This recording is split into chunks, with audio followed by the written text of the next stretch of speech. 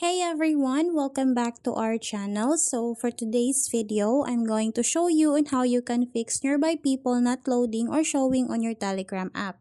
So to start, we'll just have to open the app, and then in here, as you can see, I still have this option people nearby.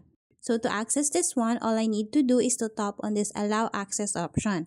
So the problem here is if you no longer have this option or feature on your Telegram application, then you might have probably updated your Telegram application to its latest version. So to show you the issue or problem, I'll just have to open my browser.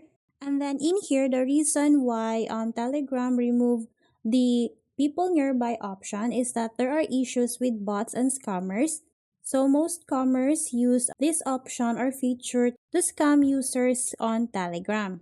So currently, we don't know if Telegram will return this feature on their app, but if you have already updated your Telegram application, then you will no longer have this option people nearby on your application.